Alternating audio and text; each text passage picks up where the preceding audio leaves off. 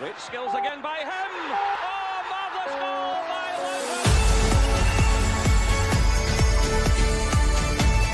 Welcome to the Rangers journey.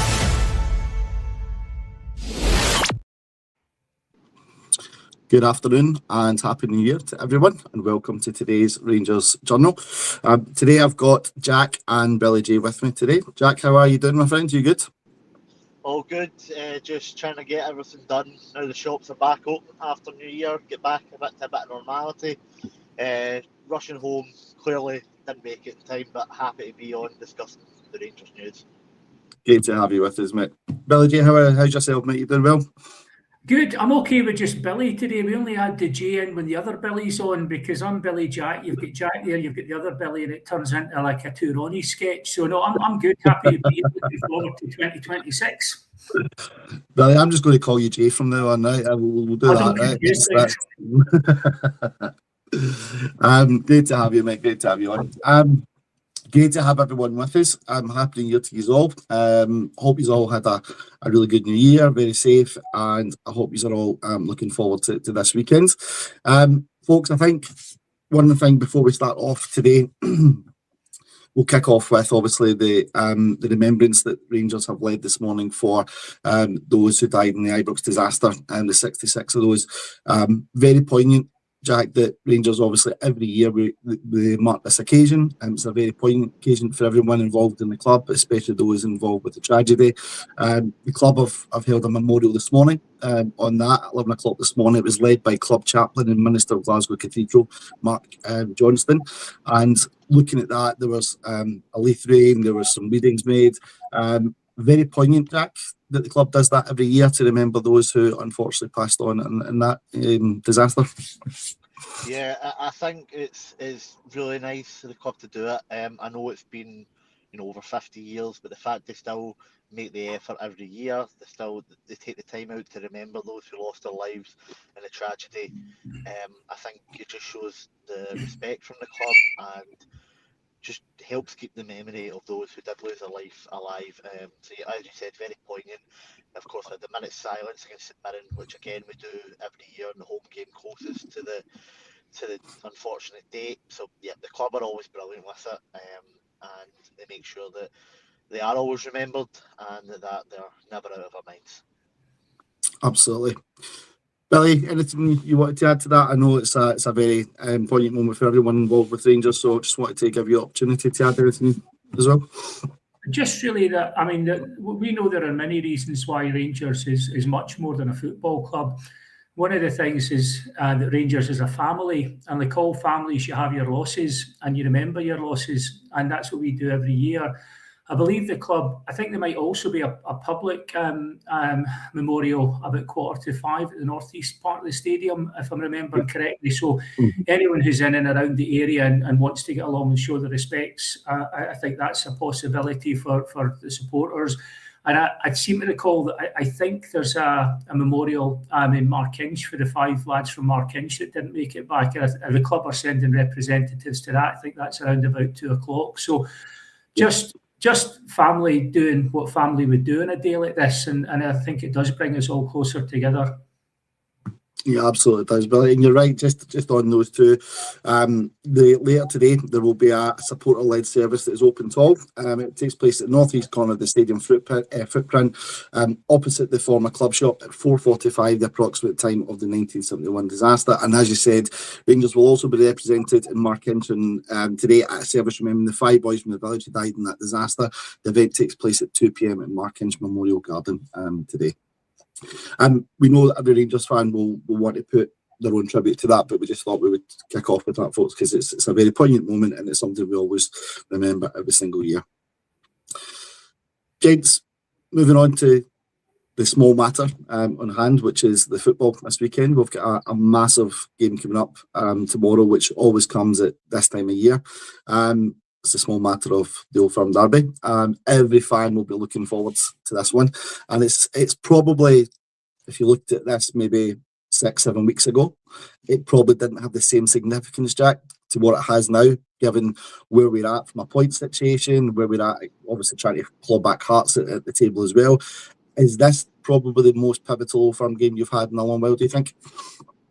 It's the one that's meant the most in terms of a league place in a while. There's been the early season ones, which we've usually lost, and then after that, it's been kind of dead rubbers for the last couple of years, which has been disappointing, but it's been our own doing. This one, I mean, after the Hearts defeat, 2 weeks ago, I'd given up the ghost. But it shows how quickly things turn around in football, that now I'm like that. We win this, it's in our own hands. We beat Hearts at Ibrox in February.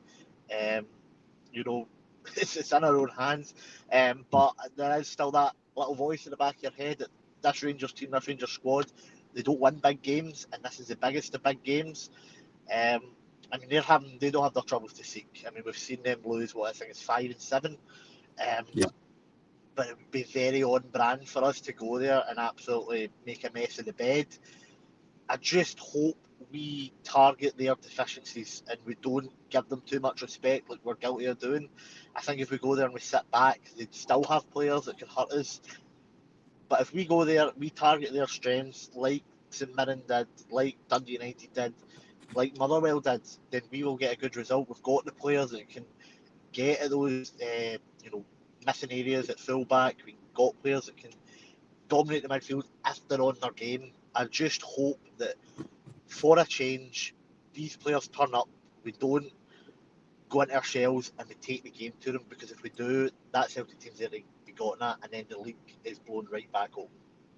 Yeah, I agree, Jack. I think you're right. I think there's an opportunity there for Rangers now to really go. It'll be really interesting to see how Danny Rose sets up. We'll probably talk about that very shortly. But yeah, I think there's a real opportunity to get at this side and really see where we can end up tomorrow.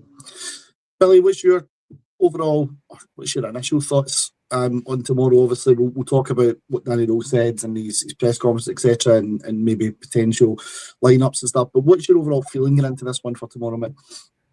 I don't think there's ever been a flakier Old Firm game to try and predict, because you're talking about two very, very flawed sides, neither of which have been super impressive this season. I mean, normally, if you lose an Old Firm game, that's one of the decisive factors in the season. But the way the top three have been shipping points, maybe it will be, maybe it won't be. I would be, for a lot of reasons, I'd be very keen that we actually got a win tomorrow. You never, coming out of January, I suspect the team that wins the league might be one who just puts a run together, because like that's what we've been lacking this season. I think what Jack says is bang on. Danny Rowe's been gradually building up this squad. He's been improving the players around the pitch, which is really nice to see, because it's almost like we're not allowed to do that because we're Rangers under some managers. And the one thing you would question is how we've turned up or not turned up in big games. If he could get us that win in a big game, then it would build on the confidence of players like Chermiti and Asgard.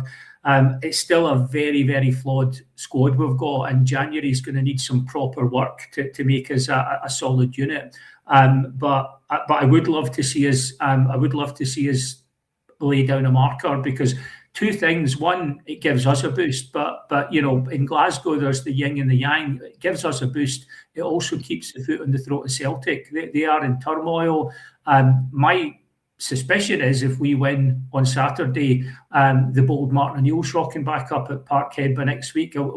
Maybe not, but I wouldn't rule that out. So we have a chance to give ourselves a boost and to add to the turmoil on the other side of the city.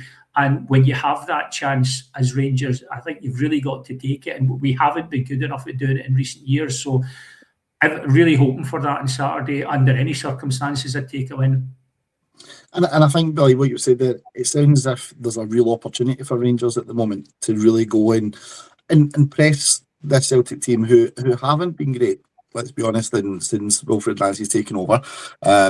I think every Rangers fan would probably say they're probably happier that he's in rather than the guy who was there on a temporary basis before him. But at the same time, we've still got to be wary they are a dangerous side at home, and they can be very dangerous going forward.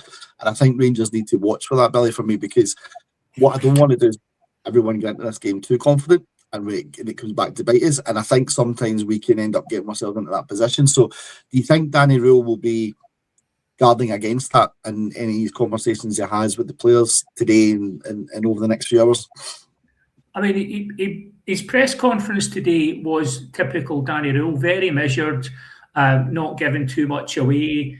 He seems, I mean, I've got massive reservations about Danny Rule just because I don't think he's got a deep enough background and I don't think he's a proven winner. However, he is doing the basics of coaching. He's improving players. He seems to recognise like both physically where players are at and technically, but also he was quite keen to get people in working on the mental side of things, the psychological side of things. So I think he knows what he's dealing with in terms of a young group, a group who gradually need to build up their confidence. I'd be surprised to see us going gung-ho because he talked in the presser about not letting Celtic get the upper hand and get the crowd behind them. I wonder if we might see a little bit of a variation on what he tried against Hearts, where we thought Hearts were going to come out like a whirlwind, and the first 20 minutes were actually pretty solid. It was thereafter that we didn't really see through the part 2 and part 3 of the plan. So my suspicion is he might try and keep things tight and stifle things early on and then gradually try and push into those spaces that Jack was talking about that Celtic leave. My big worry, without getting ahead of myself and portenting doom, is the number of times recently we've been on 2-on-1s, 3-on-1s, 5-on-1s, and we make the wrong decision and we don't get a goal out of it. I really hope that evens out on Saturday if we find ourselves in those sorts of overloads that we actually put the ball in the net. And that's something else we can discuss about our upfront options. But yeah, I think he'll try and first 10, 20 minutes just settle into the game and then try and squeeze them and get into those spaces. But it's an old firm game. You talk about this stuff, you know how you think it's going to go. It almost never plays out that way. Yeah, absolutely. Before we get into, guys, I'm just going to come on to the press conference in a wee second. Before we get into that, I just want to give a shout out to our sponsors. The Bluebells Bar proudly sponsor the Rangers Journal. They're based in Puerto del Carmen, Lanzarote. If you're out there, folks, for the new year, get into the bar, get along and say hi to everyone on the team. Make sure that they're all looking after you well, which they will do. They will absolutely do so. It's a fantastic family bar run over there, and these guys will look after you 100%. So please, if you can, get into the bar and enjoy an Old Firm game with them tomorrow, because they will absolutely take care of you on that one. And if you get any pictures or any videos that you want to share on social media, file them onto Rangers Journal, and we'll happily share it for you as well. Jack, can I just come on to the press conference as Billy was saying there? Obviously, Danny Rule, he's spoken about, I'll start off with the three main ones. He spoke about John Souttar, he spoke about Dujon Sterling, and he spoke about Bojan Miovski. All three have came through. They're all fit and ready for tomorrow. He said in his press conference, Jack, he's probably got into the nearest of his starting 11, or his best starting 11 he probably thinks he's got at the moment. Did that surprise you a little bit with that comment in terms of when you look at some of the players that are still out? I'm talking like the likes of Barami and etc. Or was that expected with those three gentlemen coming back in? Is that expected that is he's probably he's closest to starting 11? Yeah, the one that surprised me is maybe Derek Cornelius. I thought he was maybe one of the first choices on the back line, but I think it maybe shows how much Manny Fernandez is impressed that maybe he's leapfrogged him and the gaffer's expectations. I think we've seen Barami, of course, came in, had that good little spell when he came into the team, but it wasn't really fancied by Danny Rule when he first came in. I think he's doing the right thing that a manager should do. He's bigging up his players in the press conference. He's trying to instill them with confidence and just kind of keep morale high. I don't know. I don't think we really have a best team at the moment. Everyone's form's been so up and down for the full season, but I think this is probably our best run of form all season, the Hearts aside, so probably would be considered our strongest squad just in that regard. And just when we were talking, Billy was saying, Jack, about the fact that there has been a difference in some of the players since Danny Rose came in, right? And I think we all thought that was never going to happen because of how bad we were playing under the previous regime, right? But he has come in, he's made us that little bit harder to beat. He's really, you've seen some players improve. Some players are still on the same level as what they were, but some players have improved. One of the names I'm going to fire at you is Chermiti. the last 2 games for me, I thought Yusuf Chermiti's probably been our best player in the last 2 games. Obviously, his finishing still to be taken into consideration. There's a lot to be done in that.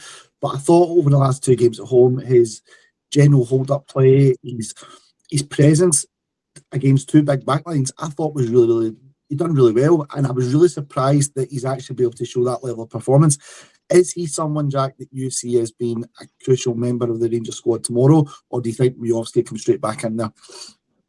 So I'm probably not the best at this. I don't mean to brag, been on holiday for the last week, so I didn't watch the 2 games. I've only seen the highlights, but from what I have seen, it looks like a big improvement. And of course, game before that, Tynecastle, he came on, and I know it's the 95th minute and the game's done, but showed good strengths to beat Frankie Kent, gets in, finishes well. And I know a lot of people say after, oh, it means nothing, but it gives the boy a bit of confidence, and I think he's brought that on for the 2 games after. Now, if you'd asked me this 2 weeks ago, I'd have said Miovski any day of the week. He might not have the all-round game, but if he gets a chance, he's more likely to take it. But having watched the bits of Chermiti in the highlights, he looks like his hold-up plays improved a great deal, and that's what we're going to need. We're going to need somebody who can hold the ball up and bring our pacey sort of wide men, Mikey Moore and whoever else comes into the game. And I don't think Miovski's got that about his game. Danilo's certainly not got that about his game. The issue with Chermiti, as we've seen in the cup semi-final against Celtic, that when he does get a chance, he's not liable to take it. And this isn't like a St Mirren or a Motherwell or whoever else, another in the league. If he gets a chance, we really need to take it, because we're not going to get 7, 8, 9, 10, or at least it's kind of proven historically that you don't get that many against Celtic, especially at Celtic Park. Absolutely.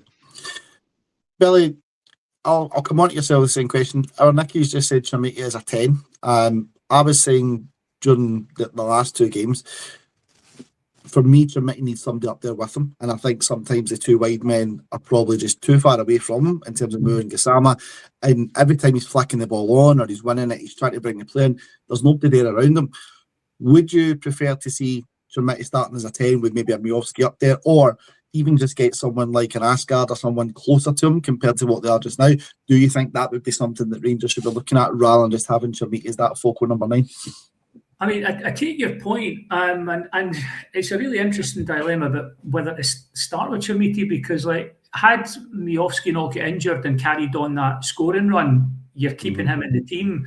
Given that he would come back maybe a wee bit blunter, and given that Chermiti's actually looked a handful the last couple of games, I think it would be starting with Chermiti to, if nothing else, sort of soften them up a bit, and then maybe put me on later on. I've got the impression that they were trying to get Moore close to Chermiti, like playing him through the middle, but it hasn't for whatever reason worked yet.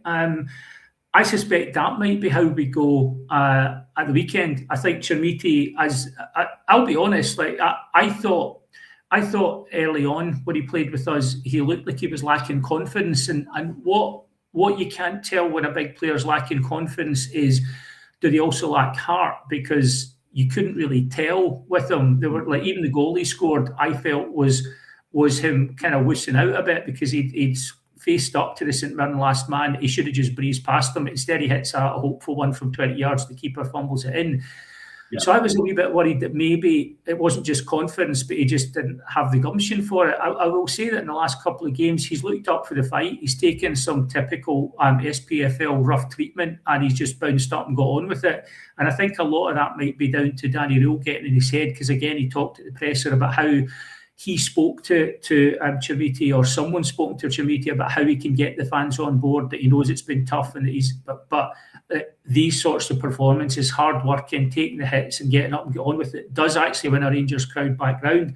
I suspect for that reason, and just to add, I think he is showing he's got heart, and there is a player in there. Whether he's a striker is another question, but I suspect we might start with him up front, with Moore trying to get closer to him. That question about how you get the wide guys involved is a really interesting one, and pivotal, to use the pun, because I think that is where we can really hurt Celtic. him going with a front two on Saturday, I don't see. But Danny Rose surprised us before. My suspicion is it will be Bucciamiti and Moore maybe through the middle, and then a couple of white guys. And just to hope that as he's getting better, he can link things up and people are getting used to playing with him. So that's my guess. But again, Danny Rose may have a surprise up his sleeve for us. Well, talking about surprises, and just to come back on the starting point of the press conference for Danny Rule, he had mentioned around John Souttar and Dujon Sterling, right? So he's saying he's got two big defenders back, really important defenders for him there. Is that an even bigger challenge, do you think, for him now? Because Manny Fernandez, okay, he is a bit of a scare sometimes, let's be honest with that.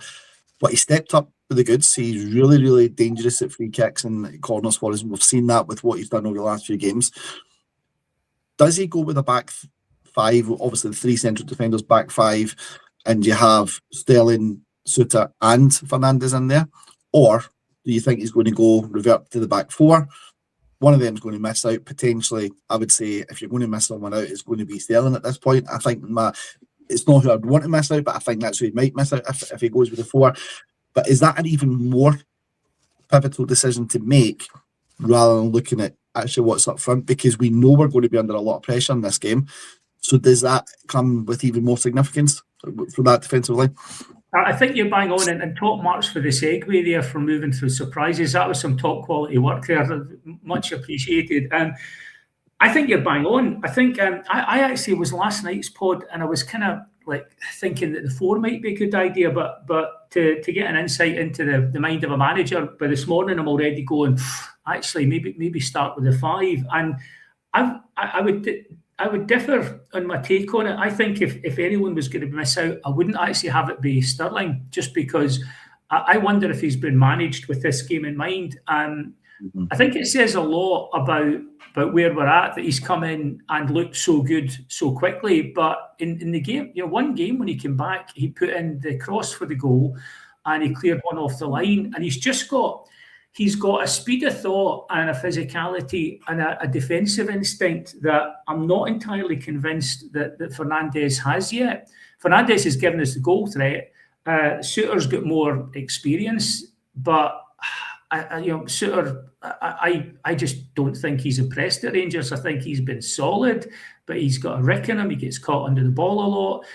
He's had a chance to really cement his place in a Rangers team, and he hasn't done it. So I at the moment, that back five with Sterling, Souttar and Fernandez in it, I would be quite tempted to go with that, because you've got a goal threat from Fernandez. Danny Rule's talking in pressers about how if we can't score an open play, then set pieces are an option. Well, if that's how he's thinking, you're not dropping Manny Fernandez. I don't know, like John Souttar's good for a goal or two a season, but he has got that experience, so he's worth having in there. But if you're asking me to drop one of the three, it would be Fernandez or Souttar. And at the moment, I'm kind of inclined to think we might go with a five, and that's what I would do.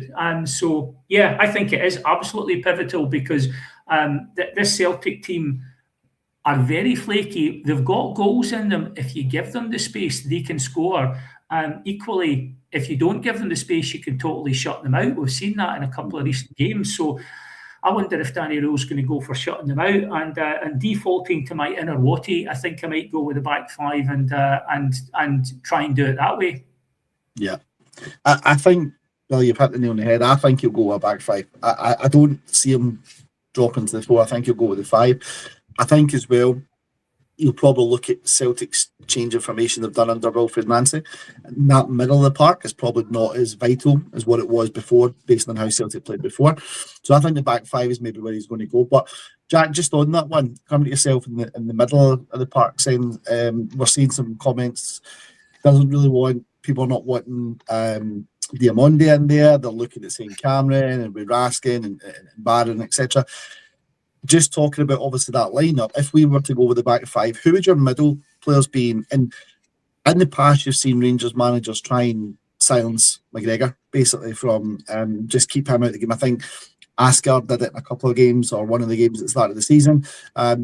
Is that something you think Rangers are going to focus on tomorrow, or because of Celtic's change of shape, that's no longer required? Well, just listening to you guys talking about the defence, obviously James Tavernier wasn't mentioned.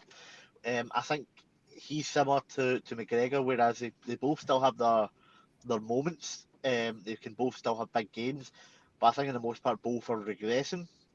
So I think he's not a priority. I would still like to have somebody, assigned to keep an eye on him, but I don't do that sort of play where he comes in between the centre backs and drives out. He's less influential, but he can still hit a shot from distance. He's scored quite a few goals over the last few years, so I would still like to keep an eye on him, but I wouldn't be taking a player out of our play to focus on him as we had to do in previous years. Yeah. In terms of that midfield, I think you're looking at Barron and Raskin as kind of stick-ons, and then it's AN other. The Gaffer crew doesn't fancy Lyle Cameron. I don't think there's any chance of him coming in. I think you're looking at maybe a choice between Asgard or Diamande. I think based off the fact that Asgard scored 2 and 2, I don't really think you can drop him. So I imagine the midfield three would be Barron, Raskin, and Asgard. I would like to hope that Bayrami may be back in the bench to, if Asgard's having one of those games that we know he can have where he's not involved at all, we have someone that can bring on. I take the point in the chat about Diamandi's sort of discipline issues, but I think previously we have seen he's turned up really well in Old Firm games. He seems to really like the big games, as the smaller games that where he seems to just kind of lose the rag a bit. So I'm hoping that he has one of those games if he does start. But for me, I think it's Barron, Raskin, and then your sort of forward thinking player on form would be Asgard for me. And that's, Jack, we spoke about earlier about players improving under the management team. Do you see Tello Asgard as being one of those players who've improved? I know obviously probably the bar hasn't shifted fantastically on this one, right? He's came alive in the last couple of games. We heard him in his press conference last week talking about how he wants to make a real difference at Rangers and how he understands the pressure now, and it's taken him that while to get settled in. Is he a player that you think could now push on and make a huge difference compared to what it was like at the start of the season? And probably the second question off the back of that, is that because of Danny Rule in terms of what he's brought to the table, or is this now just Tello Asgard beginning to settle in and find his feet in Scottish football? Oh, well, Asgard, everyone was lambasting Trimiti earlier in the season. I was like, well, look at Asgard. I can't recall exactly what game it was, but I remember me and my mate sitting next to me watching him, and it took 35 minutes to play a pass forward. It's just so pedestrian from him, but the last few weeks he has shown something. We were told, I mean, he's a Norwegian international. He's playing the same team as Erling Haaland. He must have something about him, but we've just not seen it. But I'm just hoping he just needs that wee bit of confidence that these 2 goals will bring him, and we'll start to see the best of him. I think on form he needs to start. I think the manager will. You mentioned where's it came from. I think it's came from the manager. He's playing more to his strengths now. I think after he gets sent off in the semi-final, he kind of took a step back, and the manager reintroduced him slowly. And I think we're seeing the benefit of that. As Andrew said in the chat, he is a confidence player, and I think the gaffers really worked with that well. He's built up his confidence in the right way, and I think we're starting to see the benefits from that. I just worry he doesn't seem like the kind of guy that's got a lot of fight about him. He seems like I don't want to say a classy player because I don't think he's really shown that, but he's a luxury player. It doesn't seem like one that's got that grit and determination. Whereas he is a big guy. I think he's 6'1". I mean, he's got a bit about him, but I don't think he uses it well enough. But it'll be interesting. I don't know. I think if we go with Diamande, it's one of these ones where it's same old. We're trying stuff that's kind of worked, but not really worked over the last few years. I think we need to be brave and we need to be bold and we need to go with something different and hope that we can give Celtic something new to think about. Absolutely. Billy, I'm just going to turn my attention to some of the comments that are ongoing at the moment. I think I've probably given someone the wrong pronunciation, is what I've done in this, and everyone wants you to correct me and keep me right in this one. So all I'm going to say in this one, folks, is I can see the comments, we can see that we've done it, and I will make sure if I use that gentleman's name again, then I will put the right pronunciation on it for you. So we're not hiding it, we're not getting away with it, but we will use the right pronunciation next time. Billy, just in terms of press conferences, James Tavernier was ruled out today in front of the press. Like, actually, to be fair to him, he is normally one of the guys who come out in a press conference pre-Old Firm and he does stand up and say his piece. Does that give you a bit of a hint that he starts tomorrow, or do you think that's got no bearing on him starting or being on the bench? Typically, you would think it means he's going to play because usually the guy that does the presser plays, and also it might seem a little bit of a sort of a slightly disrespectful move to put the captain up for a presser and then not play him. I do wonder, it could be a bit of mind games though, because like Tav is the captain, he should be able to do stuff like that, and he should be big enough to know that he may not play. Even Tav has told us for 2 years that he's pretty much the player he was before. We've all known that's not the case, and you can't fault him. The guy is a fighter and a trier. He's battling time, and unfortunately, time caught up with him about 18 months ago. So I don't know, but it'll be interesting to see if Danny Rule is engaging in mind games. It'll tell us a little bit about what we can expect going forward. I wouldn't be surprised he could fit into that back three. He could. I'd be very worried to see him go in as right back, because we know what Maeda's done against him in recent years, and Maeda's not having much of a season, but he does run about a lot, and that seems to be enough to get Tav spinning on certain occasions. So I don't know what to hope for with him. I'd rather Tav, either if he's playing, I'd rather see him in the centre of defence, or I think he's now increasingly a 30-minute player for us.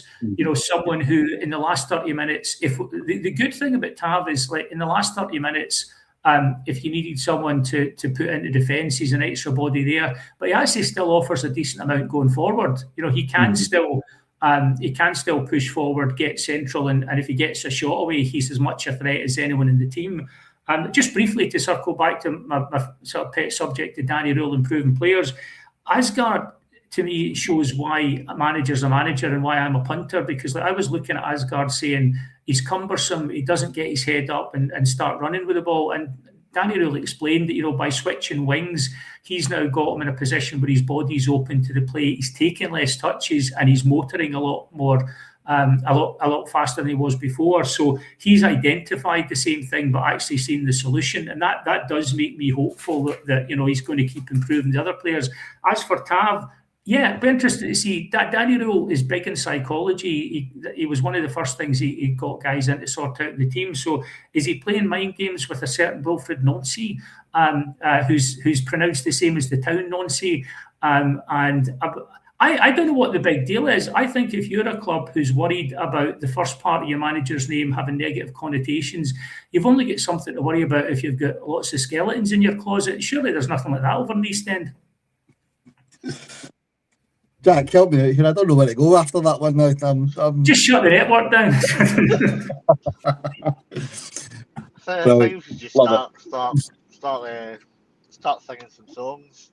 Yeah, Battle Fever. I think that's the best absolutely, should be. No, I think, and I take the point in some people are making as well around James Tavernier. Like, I'll be honest, I'm one of James Tavernier's biggest fans. I think he's already know that, and I think his service to this club has been tremendous. I take the point that the folks are making in the comments.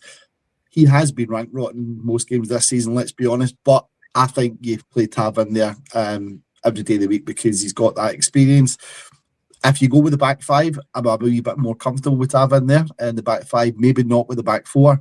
Back five, yes. And let's be honest, there's not much options behind them in order to bring someone in. So at the moment, for me, Tav starts every day of the week, I think, in that one, especially in the back five.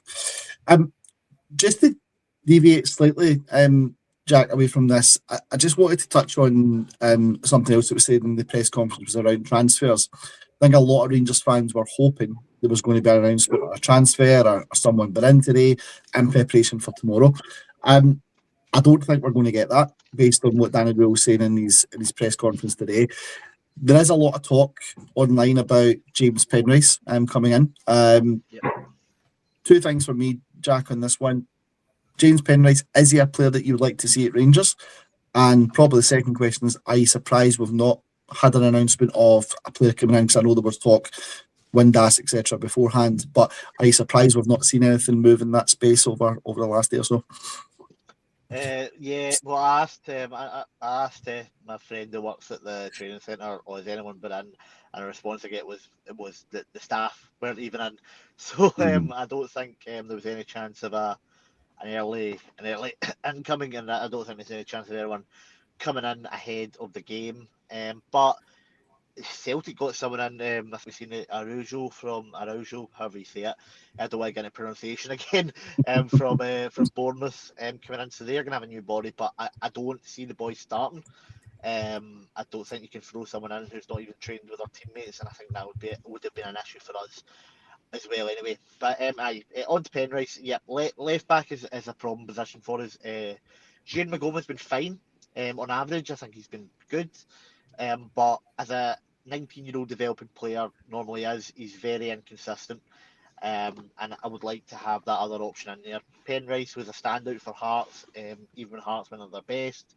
I believe he was their player of the year. That could be wrong. It's a deal we should have done in the summer, but it's another one where it's 6 months too late. It was a bit obvious business this summer. We'll let him go to Athens. I would like to bring him in permanently. I'm sick of the loans. We've got too many loans. Unless we're sending Aarons and Giga back in January, I wouldn't be looking for a loan. But the boy, from what I can tell with Penrice, what I remember, he's very, very good at crossing the ball. He's very accurate. He's very direct when that. He's got more experience, especially in the league than McGoma. So to have the option to rotate the two in and out, I'd be very happy with. Very much a player I would be wanting in the squad. I just don't see it happening in time for the Old Firm. I imagine this. I don't even think it would probably happen in time for the first Aberdeen game. I believe we're probably looking at the game. I think it's on the 9th to 10th before we see any new bodies coming in. It's just about getting through the next game or two, and hopefully we're 6 points ahead and we can bring in the new bodies. And I think, to Billy, what Jack's just saying there, probably, and again, some people look at it this way: is a new player coming in at this moment in time a distraction for the Old Firm? And does that upset the team a little bit in terms of bringing a new body in and trying to get someone used to it? Or does that new body come in and give you the belief, the confidence, gives you a wee bit of a boost? I think from a Rangers fan's perspective, you all want to see a new player, you all want to see them do really well and come into that environment. I would probably question how many players you see coming into an Old Firm game and doing really well on the first appearance. That's always a tough one. Tony Andre Flo comes into mind as one that's done it in previous years. Ronald De Boer, I think, done it in a previous year as well. But it's a tough one, Billy, isn't it? And I think does the Rangers fans just need to maybe be a wee bit more patient at the moment? Because I know a lot of them online are calling for, we should have a player in, we should have new signings lined up, etc. Is that where we just need to put the trust in Danny Rule and say, look, he knows what he's doing, and let's get this game out of the way and then see what comes next? Is that what we should be doing in this situation, do you think? I think there's a lot to that. I think you're right. There's what we would like as fans that would give us a psychological boost.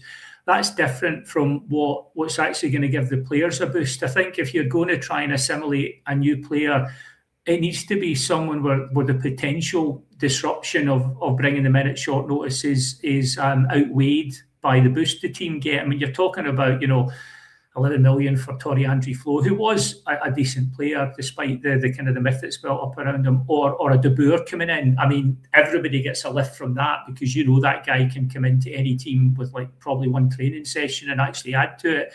I think at this stage, I think that there is possibly the kind of players we're looking at, and at this kind of short notice, I think the players we bring in are for the coming months rather than the coming game. And I do think that maybe I'm reading too much into it. It's what we all do as football fans when the manager's interviewing.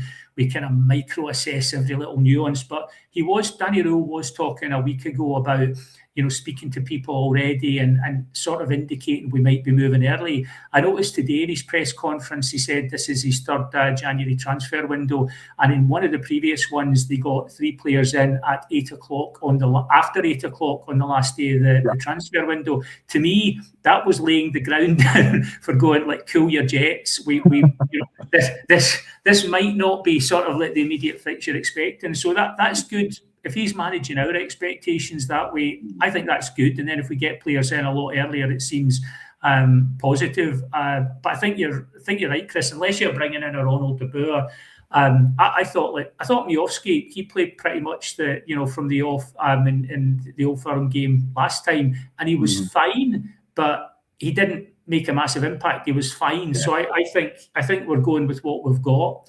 I think like Jack was saying, I don't think Celtic bringing in a right back from Bournemouth is going to be, hopefully, not the decisive factor tomorrow. And I think the players we bring in, it's more about what we're going to do probably from the second half of January onwards. When you look at the games we've got, I think tomorrow is going to be decided by the players that have got us into this mess and half out of this mess so far. Absolutely.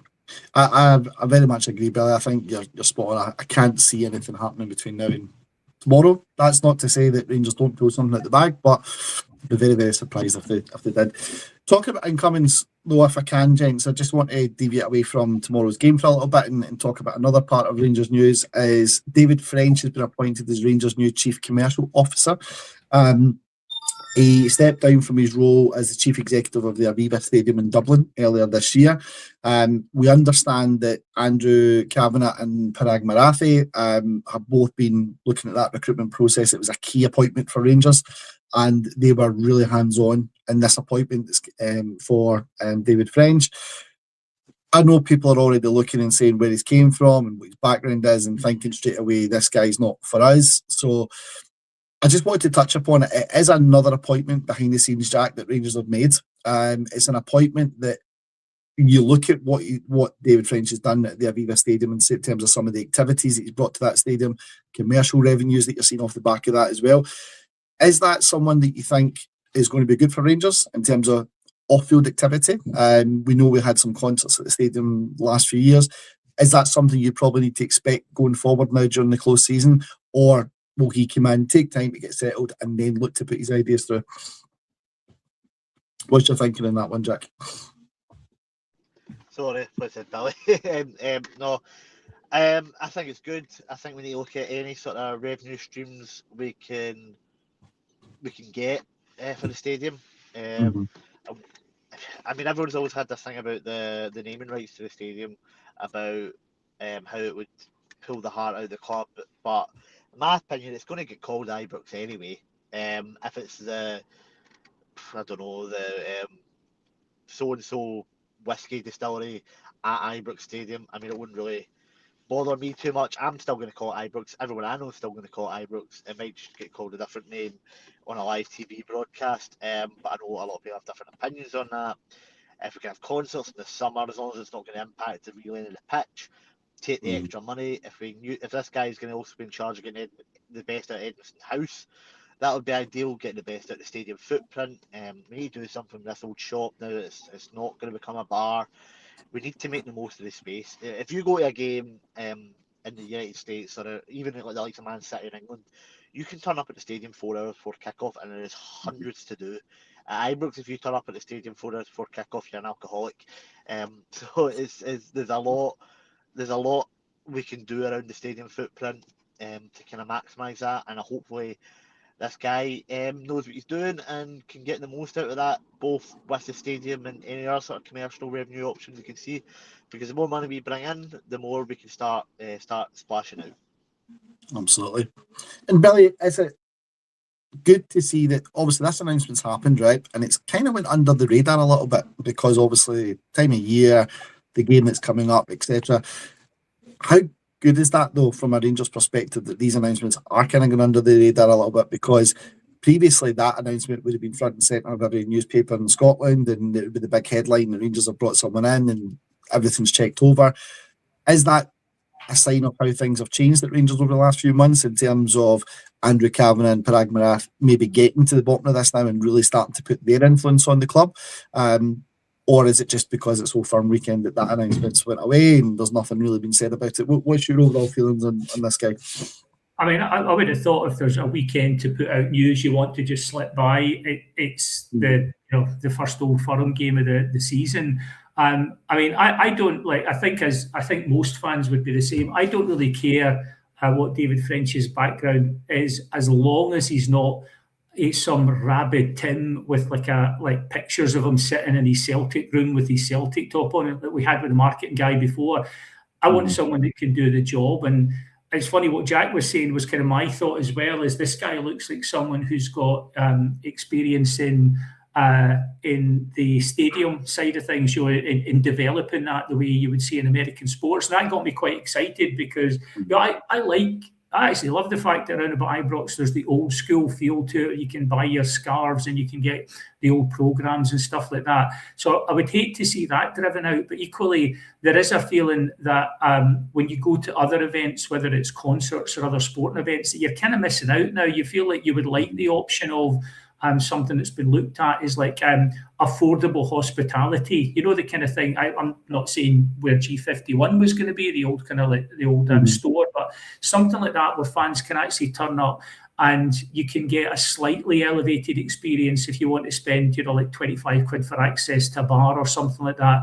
And something where you can feel like if you just want to go to the match, have your kind of like horrible hot chocolate with a lump in the bottom of the cup and a pie, you can do that. But if you want to go and like have a pint or like be warm before the game in somewhere, you can do that as well. And like you say, what Jack's made us laugh, you turn up 4 hours before. I'm sure there's cheaper places to drink than around about Ibrox, but yeah, I take your point. It would be nice to go to Ibrox and actually have the opportunity of going there a couple of hours beforehand, soaking it up, giving some money to the club as well. And his background certainly looks like that. I mean, his LinkedIn talks about a commercially astute leader, and that he's worked in airlines, airports, financial services, mobile phones, and over a decade in sports and entertainment. And I think that latter part is what's hopefully attracted Parag Marath and Andrew Kavanagh, someone who can look at that. And I'll be honest, if you're in his position and you're coming at Ibrox, it's almost like a dream job. You can actually make a massive impact. There's so much you could do to improve the experience for fans.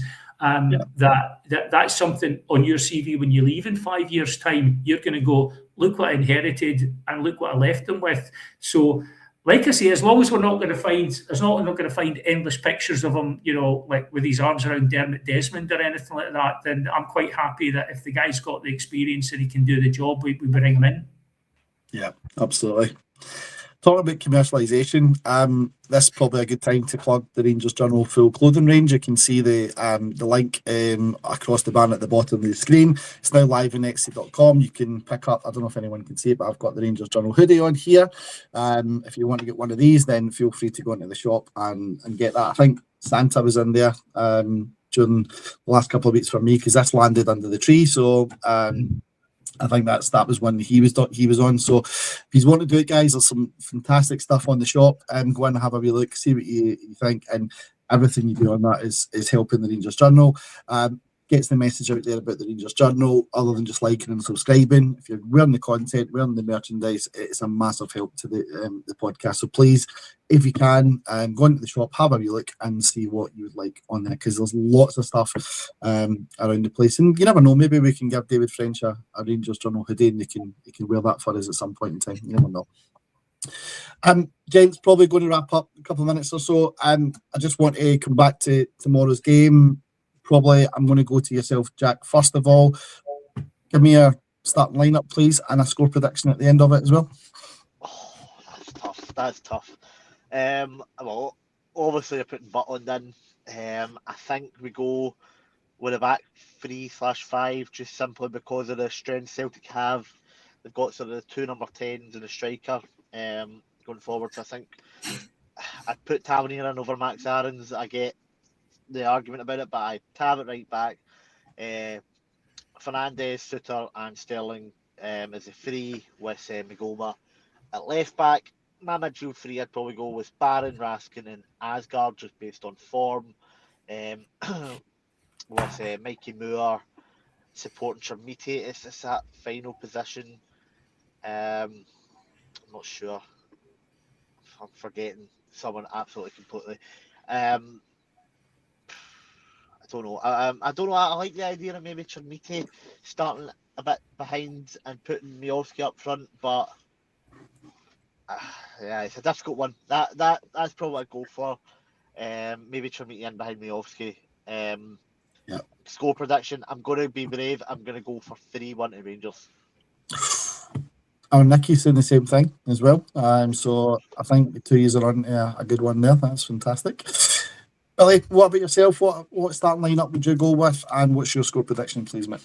I'd go with the back five we were talking about earlier, yeah, I think it would be having Tav at right back, obviously Magoma at left back, because Aarons has looked all right, but no better than all right. Midfield, I mean, we don't have that many options, to be honest. So I think Diamondi, is as unimpressive as he's been, occasionally does turn up in the bigger games. So Diamondi and Raskin probably sticking in Asgard just based on what he's been doing the last couple of games. And then, yeah, I think Chermiti, Moore and Gassama for me. And, you know, Miowski to potentially come off the bench. Weirdly, I went for 3-1 last night, and I think the power of reinforcement, I think I'm getting sort of like drawn into that. The fact that Jack and Nicky have gone for 3-1, I'm going for 3-1 as well. Yeah. Listen, that's something we need to put a bet on. I think that needs to be a score line. But look, I think you two are putting some good shouts out there. I think squad-wise, mine would be very similar. Go with the back five again. I would probably start with Chermiti over Miowski. I would like to see us do something a little bit different up there. Billy, you spoke about earlier, Moore maybe coming into a more central position rather than being out wide left. So it'd be good to see something a little bit different, something that maybe Celtic are not already thinking of, and we try something a wee bit different. And that would be interesting to see, as long as the main thing for me is don't sit off this side. Get in their faces from the beginning is what I would say in this one. I don't think you can give them time. You've got to make sure you're pressing them, make sure that they're not getting any time on the ball, and really try and silence the crowd, because I think the crowd for them will be playing a big part tomorrow, because it's not been great for them over the last few games, with certain groups not being there. It'll be interesting to see how that one goes tomorrow. But I think this is a real opportunity for Rangers, and someone said in the comments, a DVD day would be good. I don't know if we'll get that, but it'd be good to send them home, our Rangers fans, with a really good win tomorrow. And I would probably say in that one as well, to all the Rangers fans that are going there, stay safe. Don't do anything crazy, because the world is watching, as it always does, and anytime something happens at this end, it's always magnified 10 times more when it's Rangers been involved in it. So to all the Rangers fans that are going there tomorrow, definitely stay safe and just enjoy the game is what I would say on that one. Folks, it's been fantastic. We've been nearly just over 50 minutes. We've probably covered everything we need to cover from our Rangers news show for today. I think it's now time for everyone to just sit back and get ready for this tomorrow and really see where we're at. We've got some pods for tomorrow. We've got a pre-match. Myself and I can't remember, I think it's Marty, it's maybe on with me tomorrow on the pre-match, and then there's a post-match for that one tomorrow as well, which I'm sure will be fantastic, especially when we come up with 3 points. So hopefully that'll be a good one. Gents, for yourselves, Jack, it's been an absolute pleasure to have you on today. Thank you for all your inputs. It's greatly appreciated. What are you doing for the game tomorrow? Are you in the house? Are you out and about? What's your plans? I think it's going to be one of those ones, just kind of in the living room, either jumping on the couch or hiding behind it. Not getting anything planned for tomorrow. Been a bit of a busy time over Christmas and New Year, so just kind of in the house, and hopefully I'm not screaming too loud that the missus comes in and tells me off. But I'm hoping Absolutely. there's going to be a lot of screaming and shouting in a good way. Absolutely. Billy, thank you as well to yourself. Great to be back on with you again, and thanks for all your input. I think your comments on the manager has been down an absolute treat. So thank you for correcting my pronunciation of the manager. It was greatly appreciated. I am happy to offer my basic French language skills to any Celtic fans who need help with pronunciation issues. I'm always here for you. We're here for you, because we know we live in your head rent free. if you're watching the Rangers Journal, it kind of proves it. I'll be the same as Jack tomorrow. I'll be kind of watching on the sofa, doing a watch along. My brother's watching it back in the UK, and normally I do a dry January or a dry February. If we win 3-1 tomorrow, it'll be dry February. Loving it, absolutely loving it, Billy. Folks, thank you all for watching. Thank you for your comments. Some of the comments have been fantastic, folks, so thank you for getting in there. Everyone who's liked, shared, subscribed to the page, really, honestly, thank you so much. We can't thank you enough for it. And again, thank you to our sponsors, Bluebells in Puerto del Carmen, Lanzarote. Folks, tomorrow's a pivotal game, really good game coming up. It's a chance for Rangers to put a marker down. I think it's a chance for Rangers to show where we're at. We just hope that we come away with 3 points and we march on to victory. It's always sweeter when you do that away from home in an Old Firm game. So let's hope we get that for tomorrow. Folks, be safe and just remember, every night is the Rangers Journal night. Goodbye.